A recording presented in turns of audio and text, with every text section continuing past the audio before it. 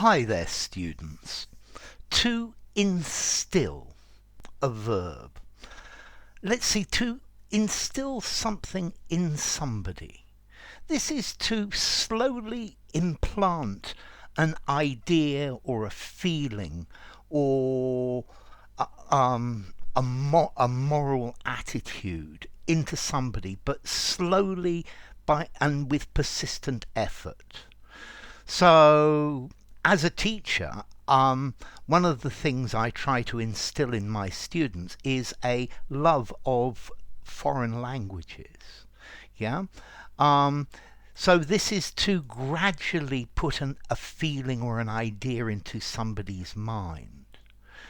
I think it is important to instill confidence into students. Okay, so it's to slowly but strongly establish an attitude or an idea. So parents should instill good moral values into their children, to inculcate, to fix, to slowly but surely make somebody feel in that way, to impart gradually. So I think it's important to instill a love of learning into young people. Okay, to instill a love of something. So, yeah, when I was young, walks by the river instilled a love of wildlife into me. To instill a culture of being proactive. Notice, to instill in somebody or to instill into somebody. Now, one little thing with this verb. This is one of these words that I've always had difficulty spelling, but not really. Is it one L or two L's?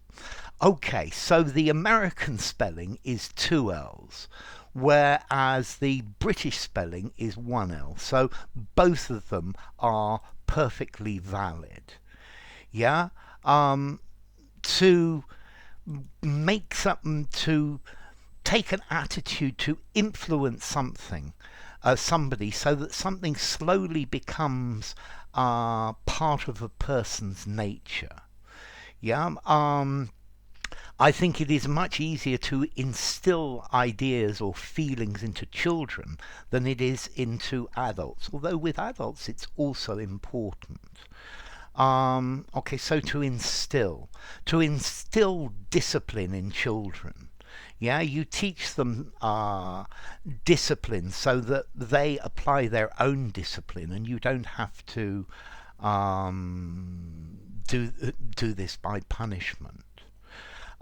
Morality may be instilled into people's minds, to quote Thomas Jefferson, to infuse, to gradually introduce, to put in drop by drop by drop by drop, to imbue, to sow the seeds of something.